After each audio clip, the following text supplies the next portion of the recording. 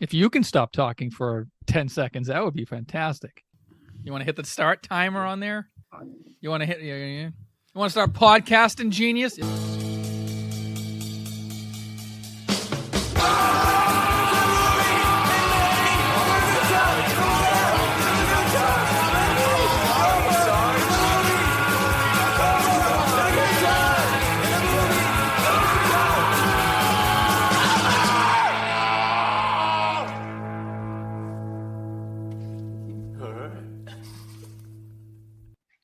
Hey, Biff, how do you fix a broken pumpkin? I don't know. How do you fix a broken pumpkin? With a pumpkin patch.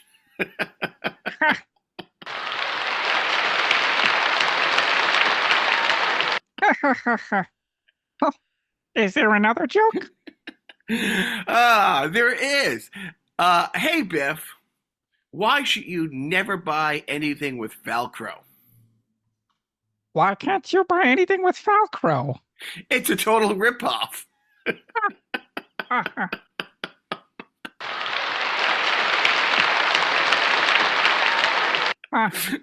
Hello, everybody. Welcome to Carnival Personnel. I'm Jacques. And I'm Biff. No, sorry, I'm Joe. Whoops. My mistake. I had Biff voice. It's early morning. It is. First of all, it is way too early to be doing this. That is 100% true. Also, as you can hear, for some reason, technical problems on my end. But Biff, who was 50-50 on being able to do it this morning because he hosted the annual F&H party at his house last night, and today's a cleanup day. But he also gouged himself really bad. I mean, he cooks for like 2 days. When I got over there, yesterday, and I mean it. It's like the spread of food he puts out is beyond over the top. And he has like a grill outside. He has like one of those smokers, I think they're called, all covered with like different kinds of meat. I mean, honestly, it's hard to really describe how much work he puts into this party every year with the food. It is over the top. He always makes me a huge thing of lasagna. It is my favorite. It's great. I mean, his. Do you lasagna. Also hate Mondays? I want to know how much like Garfield you are. In fact, I do. And so, and do you know today is not Monday? I just want to cover not. all the bases. Okay. But it's close. But well, actually, no, wait. No, if today you're listening, is Monday. If you're listening, first thing, yes, today is Monday, which you hate. But he honestly, and when I got there, he had. Long story short, he gouged himself like stitches. He should have gone and got stitches, and maybe he did after the party. But All-Star Tommy's wife was like, "Yeah, he should probably get stitches." Like, what did he gouge himself with? Oh, like a skewer or something? Like a big, huge cooking knife. Oh, he cut himself. Yeah. Cut himself. Yeah, yeah. And she was like, yeah, like some cuts you can use super glue now. That's what the hospital's been doing for like 20 years.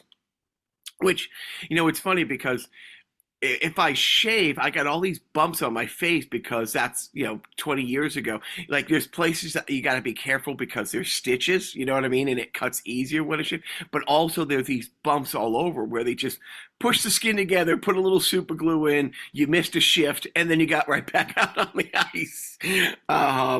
And so, he still has that mentality. So he refused to leave the party and go get stitched up because it would, urgent care, whatever, it's at least going to be a 2-3 hour process. So, yeah.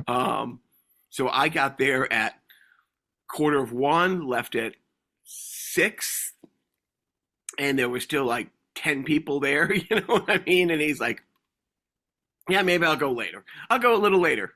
But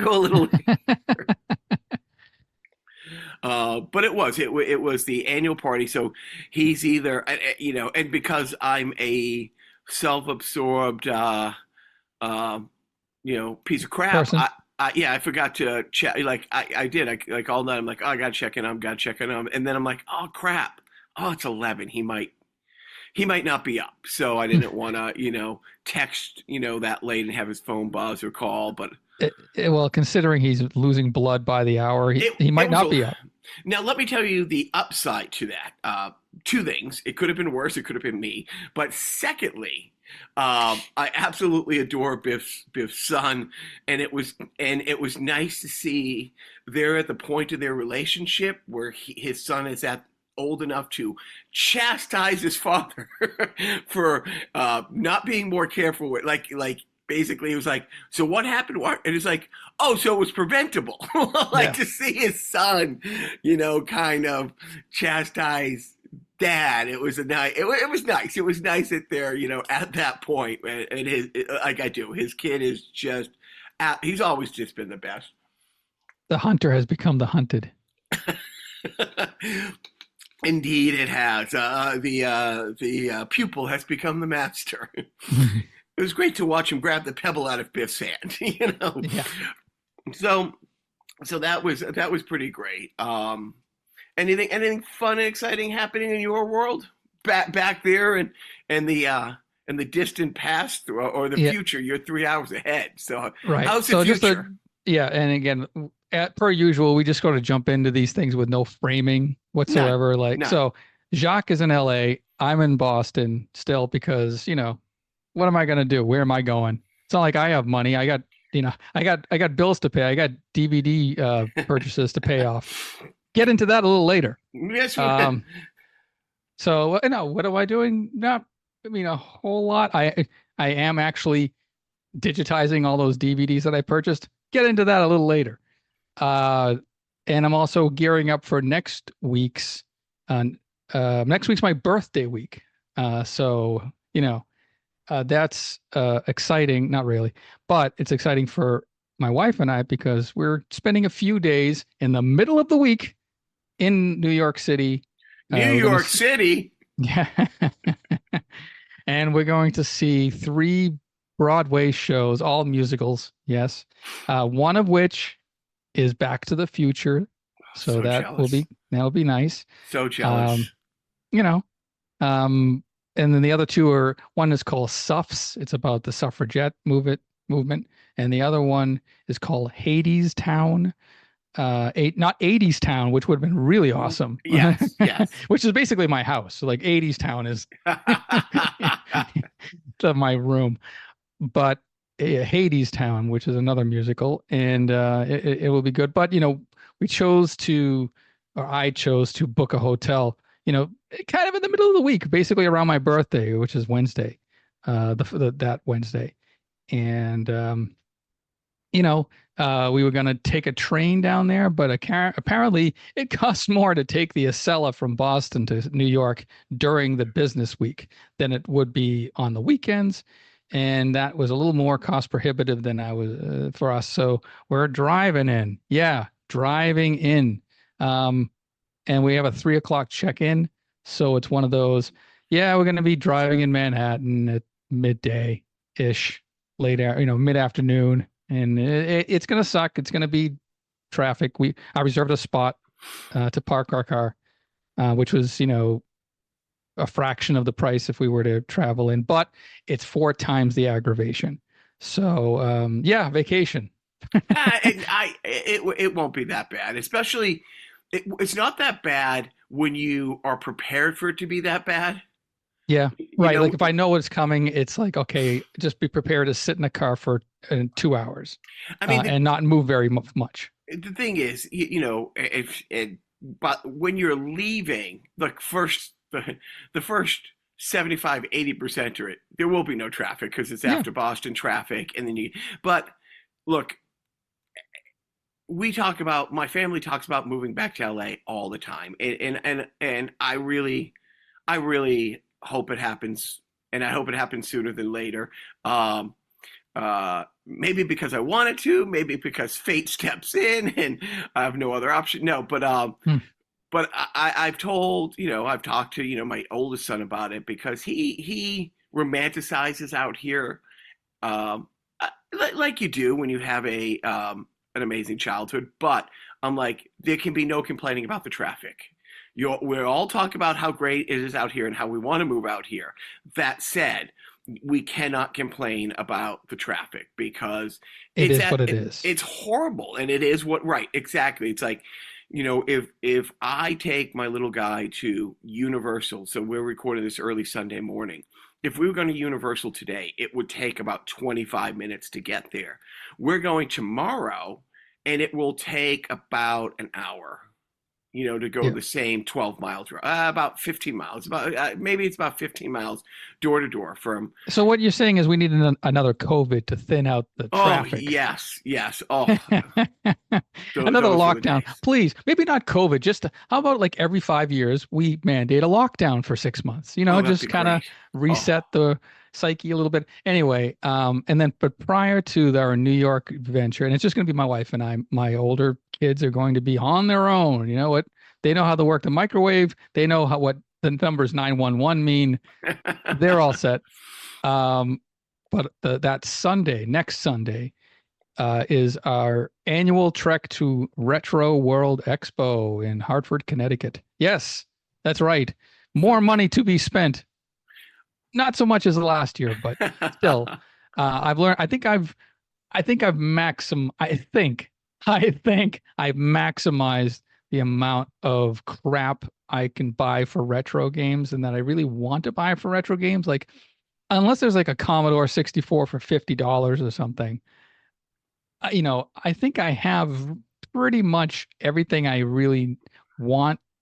Or, yeah, there's nothing else that I kind of really want to have, kicking around my house because I I bought that last year. If you faithful listeners will remember how I told the tale of how I bought a Sega Master System from the 80s at the last Retro World Expo for like 120 or and change with some games.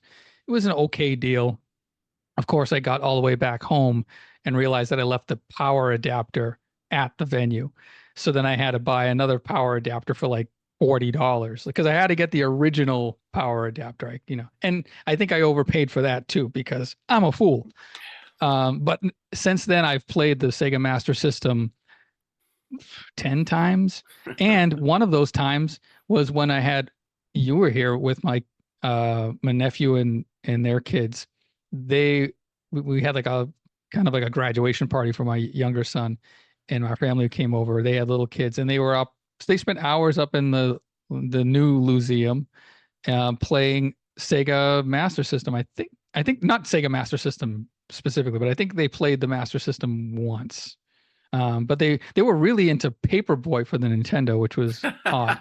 I don't know why. It was just sort of, I think it was their dad's favorite game, and so he might have indoctrinated them a little bit. But anyways, that's neither here nor there. Retro World Expo next week. Just going to be my two sons. We bought a fourth. I think all of my younger son's friends are getting ready for college, and they're going to be traveling or packing or whatever, and they're not going to be able to Right. This is make this it. is a week where people who are moving away to college are moving away. This is where the weekend where people moving to Boston get stuck with their moving truck. And we have a name for that. It's called being Sturrowed because it's Oh, on Sturrow Drive, and there are overpasses on Sturrow Drive which line, the Boston side of the Charles River. And yeah, there are moving trucks that don't particularly make the clearance on some of these overpasses. and, And and it's too bad that they don't mark the size they of the do. bridge. Oh, they do. No, yeah. See, they do. It's called a clearance, Clarence. and clearance, and they do have signs warning, hey, oversized vehicles. Here's the amount of height, But and yeah, no, but these every kids year. they don't look, they don't care. Oh, It happens every year, and like Old Faithful, it's not if it's going to except happen, how many it's going to happen. And the thing is, these are geniuses coming to the best universities in the world. They're going to Northeastern, the best engineering school. They're going to MIT. be right, exactly. But yet, it is delicious. It is absolutely, absolutely delicious. So, dude, first of all, before I forget, happy birthday in advance to you. Ah, Also, this week, the namesake for John Taylor Fertilizer. John Taylor's birthday is this week. I also want to show you have more to say. I'm No, sorry. yeah, no, go. I was also going to shout out that we're recording today on future podcast guest and former Formal Edition host Steve Cole. Big birthday today, week. Today is his birthday, and that kind of leads me into teasing maybe next week's sideshow. Please do. So, yeah, my former cable access comedy show hosts, Steve and Jim, are going to be joining Jacques and myself on a special 30th anniversary sideshow episode for the Formal Edition reunion, if you will. Formal Edition is the name of the public access show that we did in the 90s in Lexington, Massachusetts. Nobody cares except us four. And we're going to make you care about it when you listen to it next week. I'm going to spend some time, hopefully this afternoon, culling together some clips to play during the Zoom call. Some reminiscing. I'm going to try to get the backgrounds to match the background of the Formal Edition show. Oh. Like I'm going to see if that can. We'll see how technical we can make it. How good we can make it look with our technical abilities. Unfortunately, we can't all be in person. Jacques still going to be on the West Coast, and I still have a restraining order against one of our cast members. So, there's limitations, but we're all going to be virtually together for hopefully what will be a nice walk down memory lane. Because us, we don't like to live in the past. We like to always look toward the future. But you know what? We're breaking that tradition this week with this little 30th anniversary episode. So tune in next week. And again, happy birthday to Steve. And then, next week will be my birthday. And oh God, it's all happening. It's all happening. April is busting out all over. I'm sorry, not April, August. And you know what? I really do need oxygen to the brain. I overrated. Yeah. Overrated. And while we're chatting this, I gotta say that last week's podcast guest, a delight, an absolute delight. I mean, she is just the best. She's just the best. Doris. And that would be Doris Ballard. Somebody I've had the absolute privilege to be doing lots of shows with over the last 6-8 months. But that sideshow was just a lot of fun. It was just a great chat. It's funny. I saw our good friend Sally last night, and we were talking about the episode. And her Sally friend, Mullins, the comedian Sally Mullins. I saw her at the Ice House in Pasadena after Biff's party. I shot on over there with my little guy, and her friend said, "How old is she?" And I said her age. She goes, "You mean 70 great years old?" And I'm like, I wish, and now I want to go back and re-record just because that's such a great line. But yes, Doris was beyond a delight. She was just beyond a delight. Such a fun chat. I'm very looking forward to doing lots of shows with her when I get back. But yeah, the side shows have been so much fun, and they've always been a lot of fun. And somebody at Biff's party last night was wearing an Ultraman shirt, and the conversation about the three of us, the sideshow we did, the sounds from our childhood came up because, one of Biff's sounds was the Ultraman sound. And then we were talking about, and then somebody like a friend was there, heard us talking about, one of other Biff sounds on the list is, and it started in Toronto, or it started in Buffalo, but he picked up Buffalo TV when he lived in Toronto. It's 10 o'clock. Do you know where your children are? And that, started the conversation about, yes, we grew up at a different time where parents had to be reminded before going to bed, you have children. Well, when you start drinking at 2 in the afternoon. 6 on a Wednesday. But yes, so the sideshows have been great, and so looking forward to next week. I mean, I don't know, maybe I'm jumping the gun, but I had already said in the group chat that I don't, not seeing it being a two-parter, Oh, no, it'll be one-parter. because I'm only editing one part, baby. I'm doing the editing for that episode. So special guest editor Joe will be editing the sideshow for Formal Edition because, I have all the elements and it's what the hell? It's kind of my portion of that history. So yeah.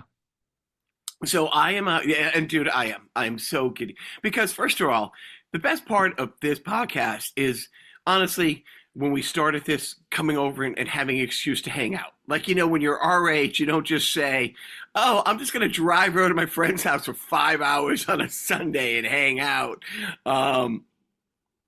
And then and then to get to talk to Biff on such a regular basis and the fun guests. But the two other Formal Edition guys are just great guys, so it's just a nice excuse to have a little get together, in everyone's busy lives to be able to chat. I'm very much looking forward to it. And we've had Jim on the podcast before. We have not had Steve on the podcast before, so that'll be a world exclusive.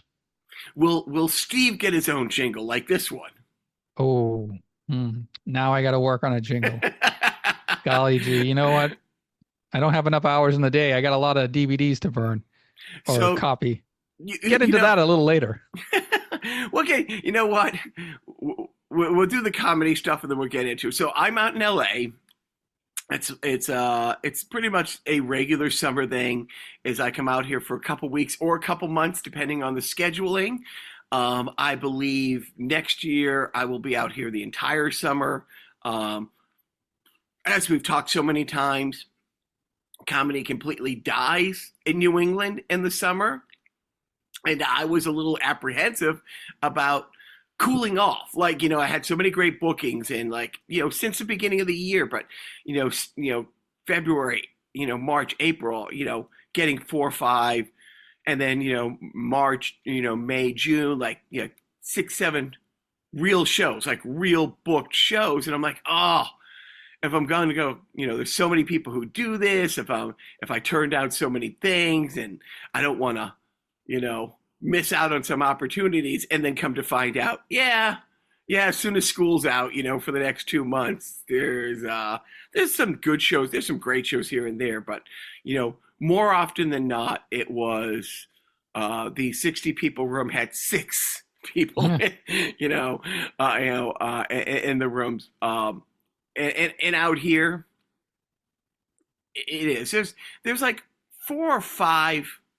There's 4 or 5 places that are their businesses, that they're just open mics. That's what their businesses is. They're rooms that maybe run anywhere, depending on what day of the week, 8 to 12 mics a day.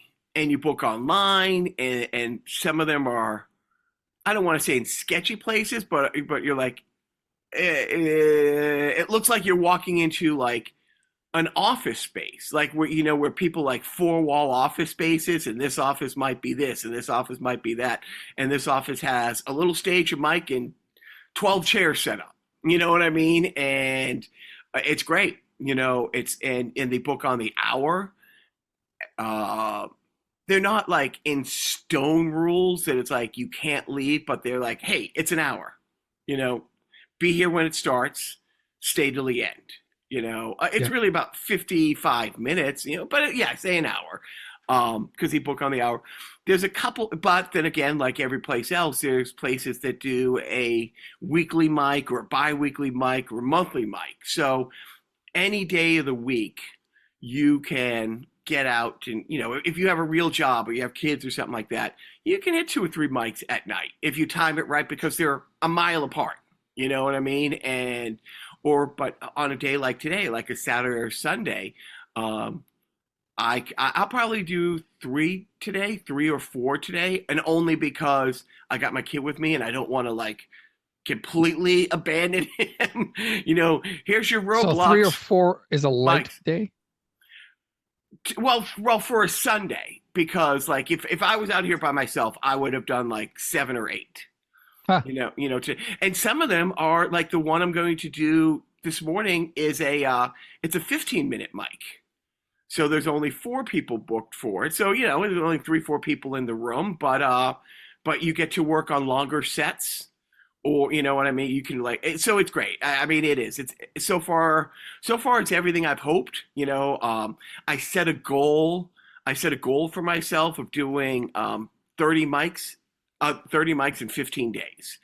And of course, there's hiccups. The first day, I signed up for this one. It's about 20 minutes away. I was the only one who signed up, so they decided, yeah, we're not going to go and open up.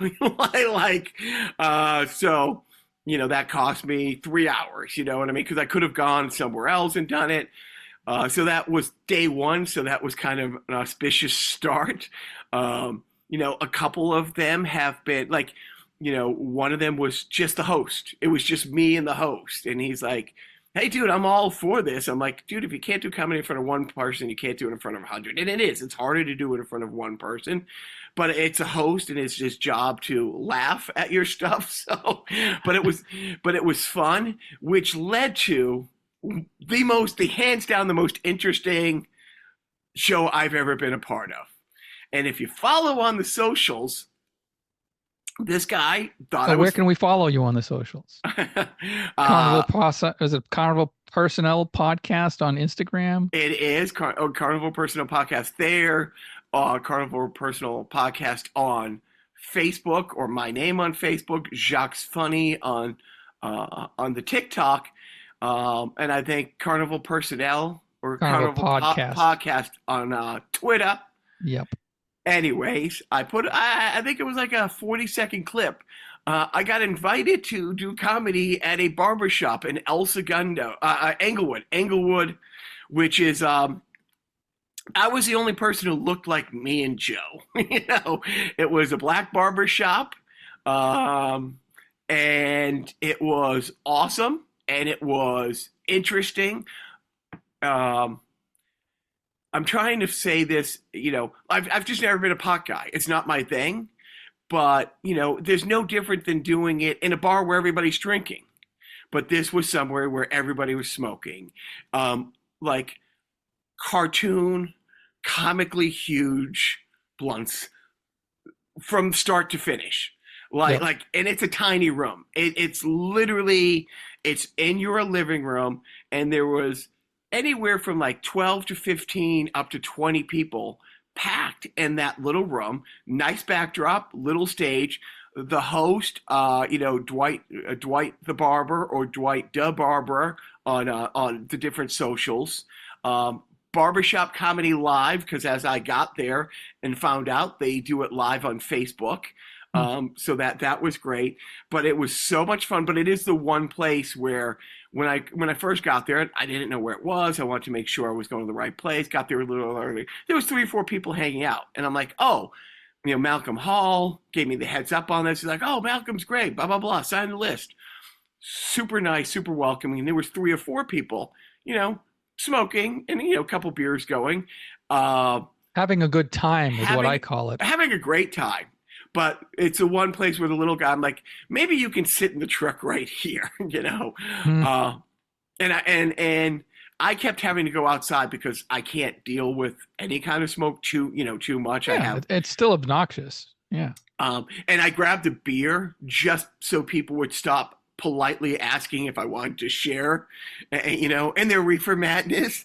But it was such a welcoming vibe. It was the quality of comedy there was pretty great. I mean, there was like one guy who's like a regular who's maybe he's part of the crew and he's a nice guy, but they all kind of like, all right, and now it's Pablo, and it is what it is. But a couple people who are just, dude, if this guy gets a lucky break, is going to be huge. Like literally that kind of quality, comedy. I had texted Joe and a bunch of people.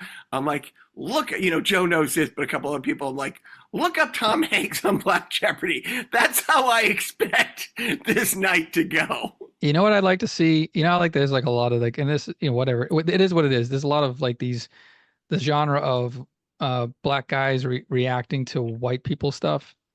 Like I'd like to see that, but for your comedy, like have them watch like your clips, you know, and have Well, just sort of it, I you got got to that see it in live. person, Yeah. you know, and you know, by the luck of fate, so I was there 2 hours before I went up because I got there, you know, about 40 minutes before the show was supposed to start at 8, and it started about 8:40. You know, so we weren't running, you know, like clockwork, but which is fine. Like I said, people were filing. It was a lot of fun. Just as the host hands me the mic, another old white guy walks in, which led to me being able to say, dude, like I made their quota. Like, what are you doing here? Like, I'm the diversity hire tonight. You can go home. Which everybody just thought was great. Like, you know what I mean? Just thought was, and the guy who gave me the heads up on it, his name is Malcolm Hall. Very funny guy. Very funny guy. He runs a mic in Burbank, and it could have been a dentist's office. Might have been the last people who rented that space. Like it's a nondescript little office, but you know, and it's funny because you know he's a black dude, and when I started my show, I'm like, hey, I've never. It was just me and him in the room. I'm like, I've never done a show for an all black audience before. He thought that was great. I'm like, this is as close to, and so he's like, you know, go do that show, and I came out of the gate pretty okay. I'm not going to say every joke landed, but I hit a peak and I posted a couple where there was the guy who was sitting right in front, like in the cameras, literally slapping his knee. Like literally slapping his knee. And the best part about it is as soon as, you know, I, handed the mic back to Dwight, he's like, dude, that was great. You guys want, Jacques to come back. And just the whole room was like, yes. And then the guy who runs it with him was like, have him come Friday. Because there was a book show on Friday, which I had other obligations and I couldn't do, sadly. But they're like, yeah, we do this rooftop show every month. We want you up on the roof with us. And I'm like, so you can push me off? And of course the room laughs and he goes, only if you bomb. And, dude, it was literally top 5, hands down, top 5 nights, doing comedy. I think you could be the next Barry Sobel. I think you could be the next token white guy in a all black comedy sitcom. Well, the funny thing is Dante the comic is hosting a little, soiree in his house, this week. So like the one that I had like last year at Greg Grunberg's place, Dante is nicely, hosting at his house. Dante, another white guy, has won more BET awards than anybody in BET history because he was a long-time writer on different award shows and like so many things. For a decade, he was, part of the, he had a sitcom. He had a sitcom on BET in the early days of BET and stuff like that. So yeah, but dude, I mean, on the other hand, it ran really late. Cantor's, and when I was looking at the list, I'm like, wait, the famous Jewish deli, like on La Brea, they have an open mic, and they did. It was supposed to start at 6. I get down there at like 5:15, and at 6:45 they hadn't started yet, and I had to leave because I'll get into another great event that I went to out here. But yeah, so far the comedy has been great. So I've done, as we speak, 14 mics so far. 3 or 4 of them have been in packed rooms. That was great. 90%. I'm going to say 75% of my time on stage is doing new material or old material I haven't done in a while, but now that like I've taken the classes, the one-on-one classes and stuff like that, and that I've been doing it a lot longer, I'm like, oh, okay, this is okay, but I can make it better. And it's got a long way to go, and the new stuff has a long way to go, but and you're playing in front of all new audiences. You're not playing in front of the same comic, right. circuit as you did in Boston. I mean, when I get back, a couple weeks after I get back, there's that contest that the open mic pain guys are in, at Wicked Funny. And the China Blossom. It's a big thing. It's a 3 day. First round is 3 days. Anyways, so yes, a couple times I'm like, okay, I'm gonna work on that set. In front of new people who haven't heard it, and it's great because listening back, I'm like, yeah, I should put this there and put that there. So it's good to do some of the older stuff, but I start off every set doing something that I know is going to work, and then it's mostly newer stuff. So the comedy out here is great. Tomorrow I will be seeing our good friend Tony V, who's in town. Yep, Nice. him and Bobcat are doing a show. Great. And so I will be seeing Tony V. Remind him who I am and tell him I said hello. I definitely. Sure, I'll bring a picture. You know what I mean? and I have my little recorder, so I will clip you saying, "Tell him I said hello." I'll hold up your picture, and then he'll be like, "I know who the fuck you are, Joe," and it will be delightful. But yeah, I see Tony tomorrow. So yeah, I got another week. I got another 8 days out here. I definitely will be able to do the 16 mics in those 8 days. At the same time, still being a good dad, taking the little guy to Six Flags and Universal. But yeah, it's the working out new stuff is painful because I have to remember a bunch of new stuff. And then it's like as I drive, I'm like, oh, this works better there. Maybe I should add this. But overall, I bombed at one place, like just couldn't get anything right. And it was so comically bombing. Like, I mean, I was enjoying how bad it was. Like, I was enjoying, and honestly, it's funny when somebody is bombing and okay with it, how it can be awkward and off-putting, or it can be part of the fun, Yes. and making fun of, myself and laughing at it. It was fine. It was absolutely fine, So it was a fun bombing, but oh man, like if I wasn't so unwarrantedly overconfident, I could have spiraled, but Yeah. Luckily, your delusion saved you from really, yourself. and a couple of these places, and I posted again. I went to this place last year. And where I lived in North Hollywood, I mean, 90% of the dwellings out here are 2-3 story square buildings with a quad in the middle or a pool or something like that. And it's a studio apartment that somebody said, oh, I can put a stage here and 15 chairs, and there's a little, so there's a little bathroom. That's all it is. And there's a couple places that have a nice sign outside, the Hollywood Comedy, which where you come up with that name? But this place, honestly, it's right across the street from the Body Shop on Sunset. So you're between the Laugh Factory iconic location and the Comedy Store iconic location, but in between those places, across the street from the famed Body Shop, from the Girls video, or I forget from Molly Crew. Mhm. So there's this scaffolding in front of the building because there's some kind of construction thing. You go through the gate and you park in the back. It's a big, I mean, there might be 30 units in this place. I think the occupancy is like two places being used. There's it's not police tape, but there's part of this walkway and that walkway are like taped off with yellow tape. It looks like police tape. And I made a little video saying 50-50, somebody's walking home with my, kidneys, and I'm waking up in a tub of ice. And it turned out to be, I had been there last year, but I'm like, it was fine. And I went there one night, did really well, went there the other night. Oh, deliciously bombed. So today, like I said, after this, I will get like 3 or 4 in. But now we got to get to the meat of this episode. Why don't we talk about your latest purchase, which I, for one, am very excited to get home and get on my Plex account. Well, so, all right. A couple of weeks ago, I visited and just hung out with our friend Peter, who did the Muppets sideshows and all that. He's currently working on like seasons 5 of his podcast 2 and 2, or putting 2 and 2 together.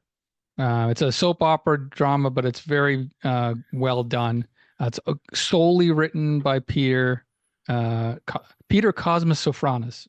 I'm sorry, Peter Cosmas Sophronis is his full name. And check him out.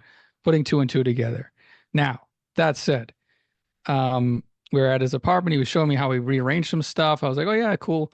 And he's like, yeah, I was able to declutter and I kind of consolidated everything. And like all my TV show DVD collections are now in these boxes. And there's like 6 packed comic book storage boxes. You know what those look like. So, and they're just, and like they're on the floor and I'm like, oh wow, you know what? I might be willing to take those off your hands. And he goes, oh, really? All right. I was like, yeah, but I don't want to like insult you with like an insultingly low offer in my brain. And he goes, insult me. So I make him an offer. And, I thought you called him fat. yeah. So no. He could call me fat. Let's just put it that way. So he, we agree upon a price. There's a payment plan involved. That's how large of a purchase it was. It's a lot of DVD sets. Like they're like full sets of TV shows. Yes. A lot of which are available now on streaming, some on, pay sites, some on free with commercial sites. In any case, they're like these old TV shows. And Jacques, you're free to post that little picture I texted you of the entire DVD collection if you want, if you can dig it out, which I don't know. But it's, good times. Like every like MTM, show, like but Mary Tyler Moore, Bob Newhart, Welcome Back. WKRP, but yes, Welcome Back Kotter as well, including like Alice, Flo, Angie, The Nanny, 90s stuff too, like Will and Grace, which I'm not into, Friends I'm not into, How I Met Your Mother, great show, but I'm not into. But I was really all hold up really well. Non-problematic. Actually, the 70s stuff holds up better than the 90s stuff. Mod holds up better than any 90s show out there. And everybody loves Raymond as well. All in the Family, Mama's Family, yes, Mama's Family. Are You Being Served? The PBS, the BBC special. Great shows. It just Sanford and Son, a couple of seasons of Benson, One Day at a Time. It's so many shows, too many to go through right now. 60s shows like Get Smart and I Dream of Jeannie, The Beverly Hillbillies, Bewitched, Gilligan's Island, I Love Lucy. These are all like entire series collections. The Brady Bunch, great shows. Again, a lot of them are made available on streaming. Granted, now some of these streaming services don't offer all of the episodes. Like for example, the Brady Bunch, you can't get all the episodes on Paramount Plus because of licensing, music licensing. Right. So there's some deleted scenes. WKRP, Shout Factory did a great job licensing as much music as they could, original music for these DVD sets. And it's kind of like the definitive set within those capabilities or limitations rather. And they're all, great shows. Not a lot of them have like a ton of extras though. Like there's not a lot of commentaries. A lot of it's like bare bones with some, fun factoid type featurettes, but a lot of it's just like the show. And I've, over the past couple of weeks, been digitizing them. Granted, Peter has already digitized them. Now I could have maybe just asked, hey, here's a, hard drive, maybe, whatever. It is what it is. I definitely, looking back, I maybe overpaid for what I have, considering what's available. I can resell some of them on eBay. Some of the discs don't exactly read, so it's kind of like I can't in good conscience, fully say like on eBay, yes, complete set working, like that. There's like this little things like that that are like, oh, now I'm stuck with this kind of. It was an impulse buy. I don't know what came over me. I figure, he's given me so many like great gifts over the years. I figure this is a way to just sort of pay back, hey, you know what? Let me just take these off your hands for a price, you know. But yes, it's kind of that Pandora, that not the Pandora's box, but it's that monkey's paw. Yes, here are all the donuts in the world to eat, but you don't have time to eat them. Like I don't, as you texted to me, there's literally not enough hours in the day for me to go through all the MASH episodes that I've never seen before. I am watching as I'm digitizing them. I am watching them in chunks. So I've been spending a lot of my free time digitizing them and watching them on the Plex account. So on the Plex now is like Facts of Life. Yes, they're on Tubi. I got it. They're also on my Plex. Are there commentary tracks and stuff? Are you see? Not really. That's the thing, is that unfortunately there's not, like, I went into it like thinking at least there might be some gold in them. There are boxes. Really, the gold is the product. There's a couple of featurettes, like the Mary Tyler Moore Show set has like a bunch of like clips of them, like 70s promos of like, Mary Tyler Moore is coming to CBS, that kind of stuff. Or like them winning the Emmy and in their acceptance speeches, that sort of neat stuff. Get Smart has a lot of that stuff too. The Brady Bunch, I think, has a bunch of stuff. But as far as like commentary for each episode or select episodes, no. Ironically, the DVD, like some of the DVDs they're not copying well. Like, so some of them are like, I don't have all of the episodes digitized. Like, and what's frustrating is like, it's like for WKRP, like the turkey episode is not reading off the disc. Like so it's kind of like the one. Yeah, like the one. Although there is a recap clip episode that references that. So I have a portion. Anyway, it's a nice little exercise in wasting my life, wasting my money, and also familiarizing myself with these classic shows. Like I'm watching the Bob Newhart Show. Like they're really funny. The Mary Tyler Moore Show, obviously, it's like, oh, this is why they won so many Emmys. Right. Welcome Back, Kotter. Like they're all like sort of like, they're all time capsules. They're all, kind of nostalgic little nuggets of what sensibilities were in the, like what gets a huge laugh. Like it's you like the lines you hear in these early episodes from the 70s. I'm surprised at what gets like the big laugh, like what gets the big reaction. There's a couple of like N words that are dropped in the Jeffersons. Like that kind of took me back. Like early on, I'm like, oh, okay, but they play it not for laughs, but for like funny commentary. So it's kind of like, yeah, it's interesting, and it's interesting to see like, what the how shows were structured back then, how character driven basically all of these shows were. It was all about the characters and putting them in situations, hence the situation comedy.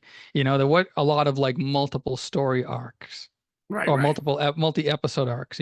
So it's great. And yeah, and then like a lot of the episodes, if it weren't for the characters, like the plots weren't really that memorable. It's just sort of like, oh, how are Bob Newhart and Emily, or Bob Hartley and Emily Hartley going to get in, out of this situation? How are they going to deal with this person? It's interesting, and it's interesting to see like the IMDbing of the stuff as you're watching these episodes is always fun. Like always there was fun. there was one actress who was introduced in like the 7th episode as sort of like the new neighbor for the Bob Newhart Show. And I'm reading like they only made one appearance, but she's introduced as like the new neighbor. What happened? And it turns out the rumor was that one of the other principal actors gave that person the cold shoulder, so much as to say, rumored, that if they were hired, that person was going to leave the show. Like it was that and she's like an attractive, actress, and has gone on to do other shows. But she was, I don't know, maybe didn't gel well with this particular person. I wonder who it was. I wonder if it was Marsha Wallace. I got to know who, threatened to leave the show if this I person think became a regular. I think you have to write Forgotten Nope. TV. Yes. Nobody's left. Right. Yeah. Right. Right. Exactly. Forgotten TV, the podcast. Forgotten They'll. TV, Yes. Yes. and that guy will Chris do Collings. Yeah. I think his name's Chris Collings. Yeah. He'll do all the research. a 2 hour breakdown of I might that. have to make a $100 Patreon, contribution. I'll split it with you. I'll give you $5. I'm not gonna split it evenly, but I'll, which, Anyways, yeah. that's great. I mean, look, I for one will be the beneficiary of all of it, who already enjoy your Plex to Soap. the degree. Oh, so Billy Crystal, like so great, like that where Billy Crystal really became a household name. Yeah. That was his first, really really big thing. And it was funny because it was like the shocking gay son. You know what I mean? That was the whole storyline. It's like, oh, this gay guy. Whoa. First openly gay character on television. Yeah, I think. I mean I mean, dude, I'm so happy. As far as TV watching on my end goes, I've near completed. Well, I completed the first reboot of Doctor Who, the 13 episodes. 13 seasons. 13 seasons. 13 seasons. Thank you. Which included 1, 2, 3, 4, 5 different doctors. And then I guess I thought it was all one continuing thing, but was there a season off between that and Disney's new Doctor Who? Kind of a soft reset, not really a season off. It was a transitional period. Yeah. So like after Jodie Hatwell, like the 12th Doctor, the lady Doctor, when after she left, they brought David Tennant back. She regenerated back into the David Tennant form, and then they did like 4 specials for the Disney Plus, which I've seen 2 of the 4 so far. Okay, and then that transition, and then at the end they will transition into the current Doctor. Okay, because it's funny when the 5th Doctor of that transition, and it's back to David Tennant. He's not in front of a mirror, but he's like, I know these teeth, and he's like feeling it, or feeling his mouth. So yeah, so it's which he and Matt Smith are my 2 favorite doctors. I've liked all of them. They're all completely there's so many traits, because it's the same person, so the same thoughts and feelings about these different things in their past, but each one discovers a different thing about their past, or something's revealed about their past through that doctor. So they are different, but they're the same person type thing. So it's but Matt Smith and David Tennant. David Tennant's just one of my favorite actors anyway. And I know I gave you shit about not knowing the Black Panther actor's name, Chadwick Boseman. I will not give you shit about not knowing the current Doctor's name, because I can't remember his name either. It's a harder to pronounce, like African kind of name. So I don't. And I know my wife.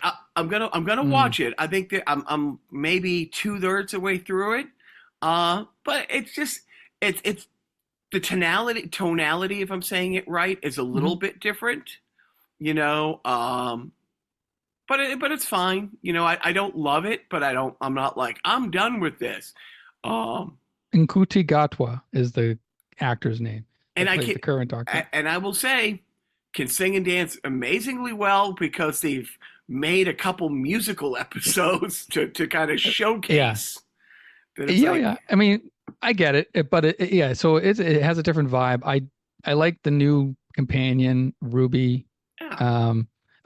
She's, like I pointed out, I think in an earlier episode, she's the first companion to have been born in the 21st century. But right. There's an irritating character in one, I think the 3rd episode. You know what I'm talking about? Yes. Ooh, I'm not against the concept.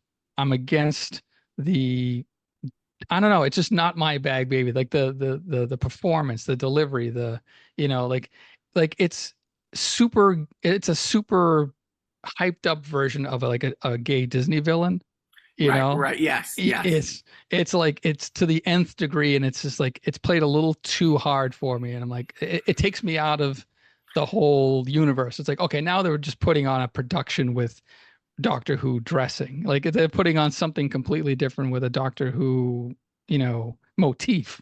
Like almost like a fan fiction film. Kind of, yeah. But so I've seen two of the four specials with David Tennant and Catherine Tate, and they're Yep. just great together. They are just, and it's in real time. Like it's like he kind of had to leave her behind 14 years ago, Yeah. and it's in real time, and that whole storyline. Um, Yeah, they weren't spending for the de-aging technology there. no. But it was fun that there was Anyways, I won't break down the episodes because I got two more of those specials to go. But the one when they're on it's there's two actors on the entire episode, them and them as these like weird creatures who are like vampire-ish who take their form, type thing. And it was Yeah. like who's the real doctor, who's anyways. That was fun. I gotta say, we're not going to talk politics, except for the fact that um, It's a little interesting how.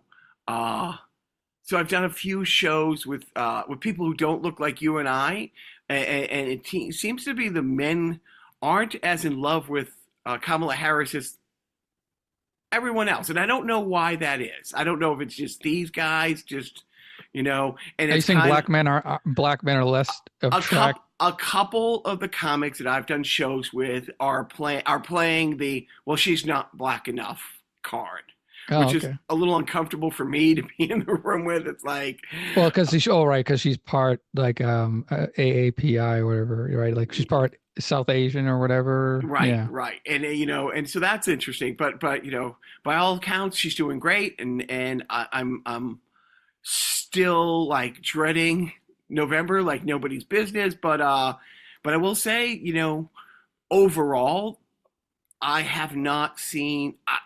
When you made the announcement on the show, when you got the text from our friend Jim that Biden had dropped out, I was like, it's kind of too late. It's like, but I was proven wrong because the energy and the enthusiasm and the ground swelling seems to be there. I do love how like the name calling or some of the things they're lobbying against her are falling flat. Like she's recently been accused as being anti-Semitic. Now maybe her husband has said something to the press that we don't know about. But when you're saying a woman who's been, married, by all accounts, very happily for many years to a Jewish guy, is anti-Semitic. It's like, but then again, the other guy, is the most like, anti-immigration person who has three children and two of his three wives are immigrants. But hey, maybe she is. Maybe she is. So unless you have any thoughts on that, I can't wait to get into sport. Yeah. I mean, I'm blanking on who's the running mate? Is it what's Kamala Harris's running mate's name? Is it Welts, Walls? Welts, Welts. Wait, Welts. what is it? Weltz. Oh, Welts. Well, And I knew of him because he was the first, and a couple other states have fallen suit, but he is the first guy to sign into law. Every kid in public school is getting fed breakfast and lunch. Like, ah, we will get you here and we will feed you. Walls. WALZ. DBALC.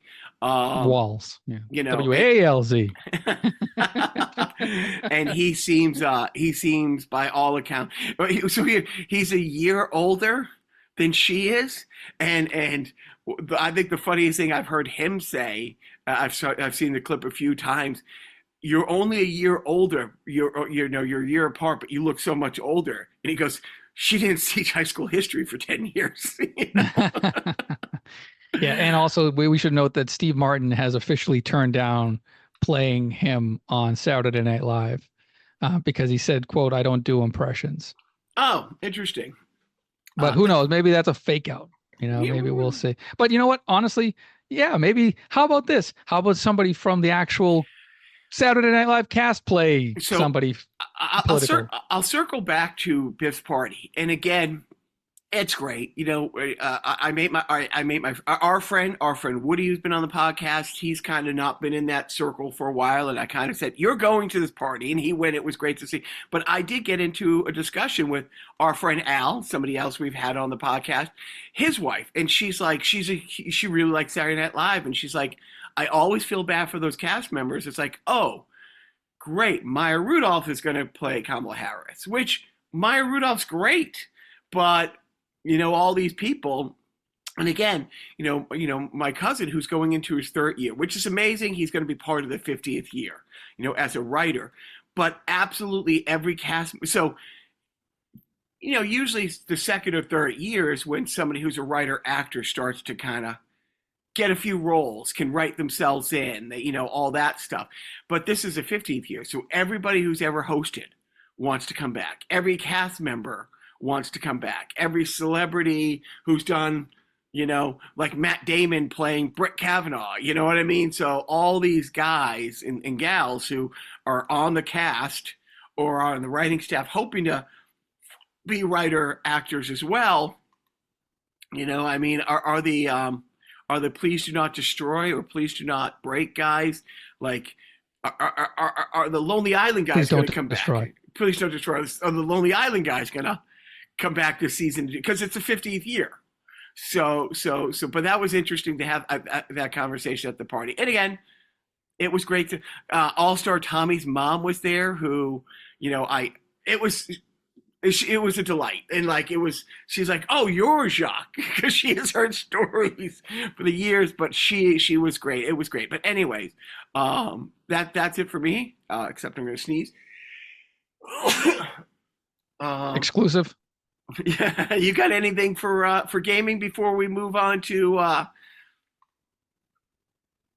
No, I mean, I just Retro World Expo is next week. That's my gaming, mecca no, every year, I guess. And 2 years ago, I had a delightful time going with you. I bought Lost Luggage, which was the highlight of my trip down there 2 years ago with you. Lost Luggage. Consider it the worst Atari game. Consider one of the worst Atari games or the worst Atari. I think it's the least known. Okay, well, I enjoyed it. I think the $5 I spent on it, I got my money's worth. I want to get into sport. So, I don't follow any sports in this country. I'm cured. It is great. I watch European football with my son. I watched all football. I watched Copa America.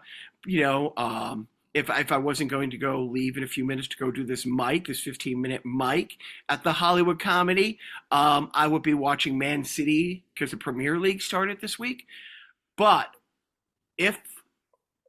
when I move back to LA, I will become a season ticket holder for LAFC. I did not know there was a second MLS team here because I know more about the English Premier League or La Liga or Series A or the Bundesliga than I do MLS. I've been to Revolution games. I've gone up to Montreal to see Montreal FC play. Messi is doing amazing things for the league on and off the pitch. But I knew about the Galaxy. I knew the LA Galaxy. And last year when my little guy were here, we went to Vegas and we saw Barcelona play AC Milan, like his second favorite La Liga team and his favorite Series A team. I didn't know LAFC was a thing, but I'm looking to see what I can take him to out here. Like, oh, we'll go to this. It was the most electrifying thing I've seen in person in a sporting event, to the point where I will be a season ticket holder for LAFC. It was not a league game. There's this new, I guess this is the second year, the MLS does a round robin tournament with Mexico's number one league. So the MLS is Canada and the US. There's a few teams, Canadian teams. I forget what the tournament is called. I just know the stadium was, there was 14,000 plus in a stadium that fits 25, so it's a weekday thing. It's not an MLS. So the section we were in, whatever capacity, like, we were on one side. We were behind one net on one side, 15-ish% capacity. On the sides, there was maybe 20-ish% capacity. Behind the other goal, it was like 130% capacity. There was not 1 second, and I mean not 1 second, where there wasn't whistles and drums and the gigantic flags and the smoke, going off from the first touch to about 5 minutes after the game, which was a 4-1 LAFC win against the San Jose Quake, which is another MLS team, but it wasn't an MLS game. It was for this tournament. Joe, it was the most electrifying thing I've been in a stadium for in a very long time. I've been to Celtics playoff games, Bruins playoff games, and there's ebbs and flows. There's a person down on the ice, and there might be a penalty or there might be a stoppage in play, and there's a break in the insanity of the cheering.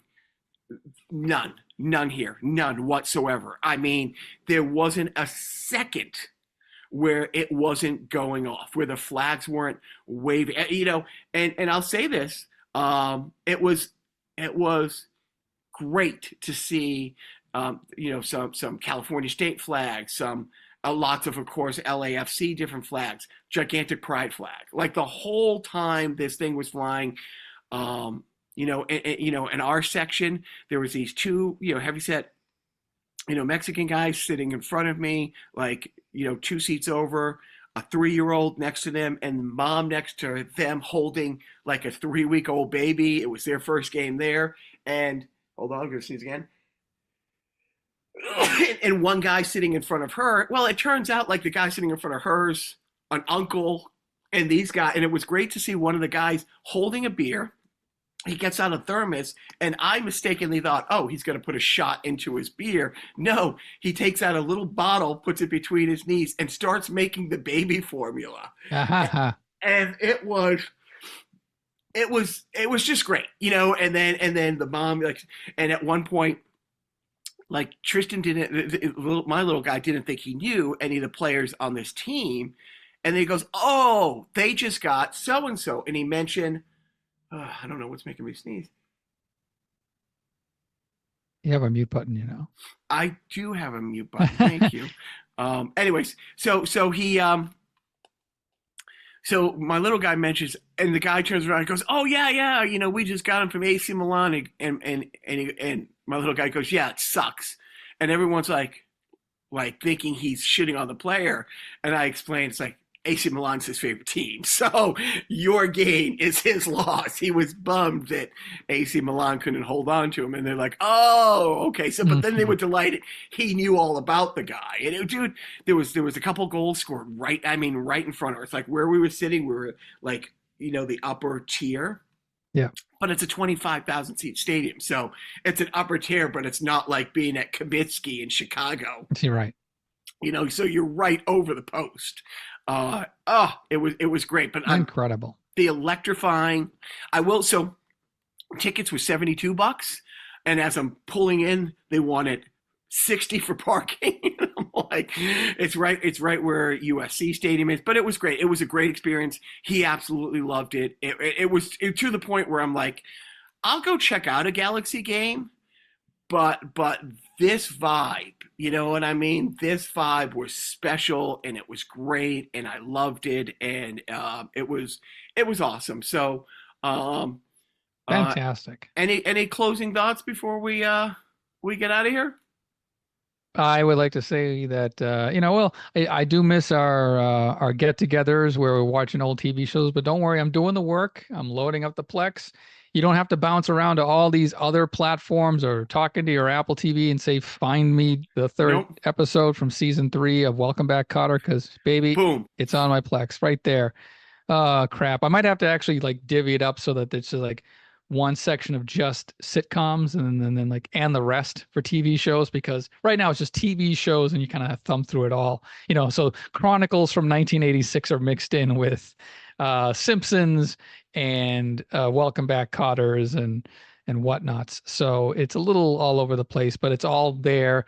My hard drive is filling up fast. Yeah, it's what a mistake. But you know what? I made a commitment. I'm going for it. So that's the way it is. But I do wish you all the best of luck finishing your goal or achieving your goal of 30 mics in 15 days.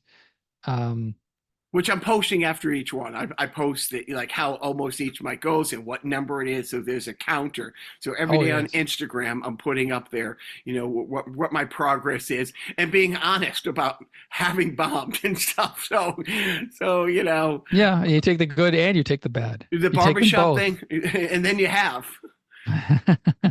My fucking Plex. Your fucking Plex.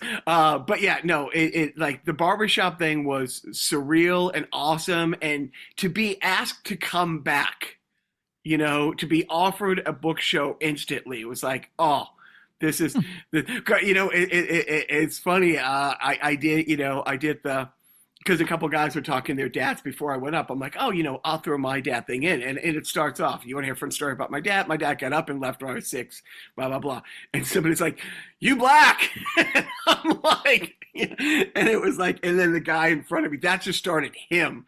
And then once, like literally, if you see the clip, there was a guy sitting in front of me, slapping his knee, rocking back and forth almost the whole set. It was like, if you could only make a living doing this, it would, it would be. But I will say, I got out to the truck and I couldn't drive home like that. So I took my pants off, threw them in the back, took my t-shirt off, had the little guy throw his stuff in the back. In the flatbed. In the flatbed. The flatbed. Whatever you call it, yeah. Put on a sweatshirt because I couldn't sneak up our friend Renetsky's truck.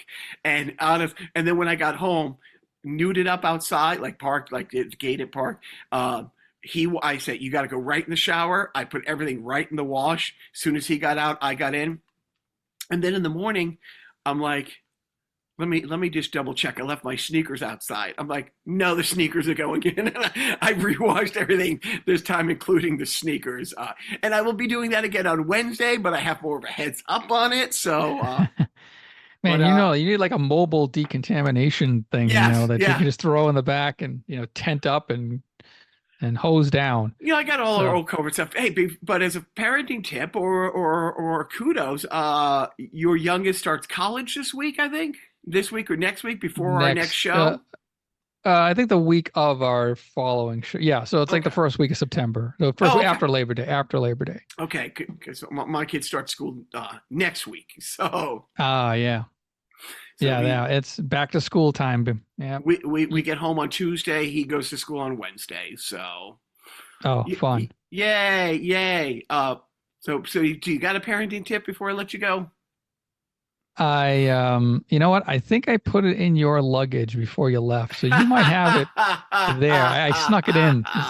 If you look in that little pocket in your carry-on, it's probably there.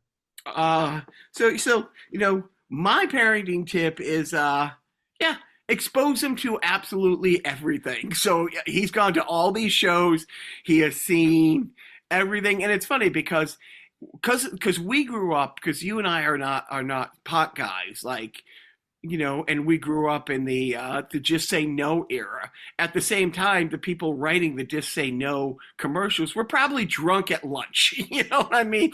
I mean, we talk about how much we love, watching the Paul Lynn, on the game shows, and how you could tell the Thursday, Friday episodes, it was shot after the 2-hour lunch because everybody back then drank. We grew up in a world where, and we still do, it's a drinking culture.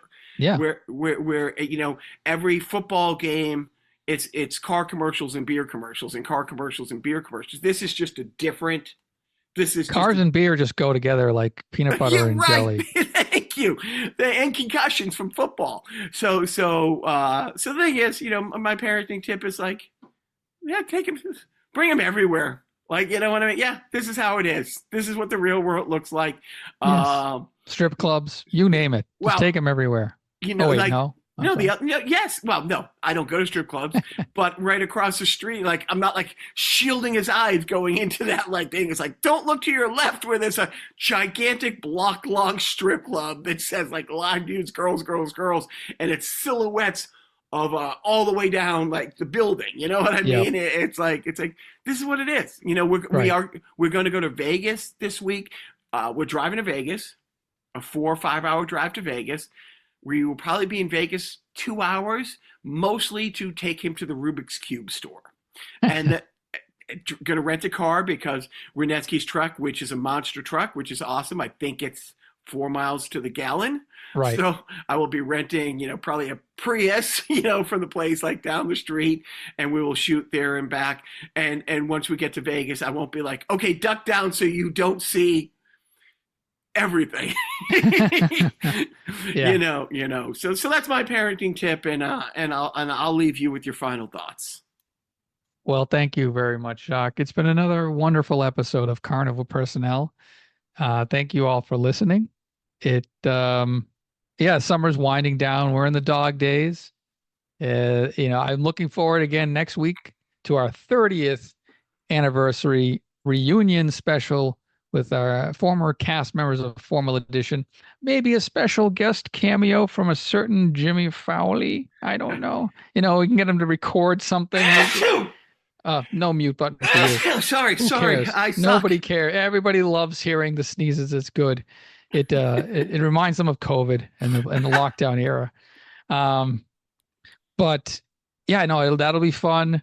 I might pull some clips, like I said, so you actually might hear some old comedy. I don't know. I don't know how brave I'm going to get with all of that, but we'll see.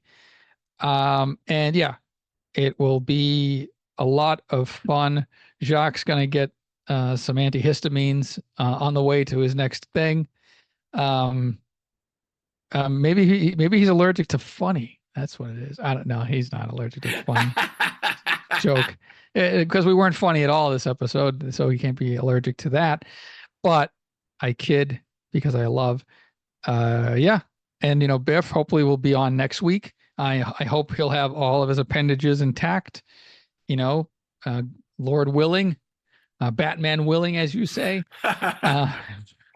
And I think we've covered a lot of base. We covered a lot of topics for this episode.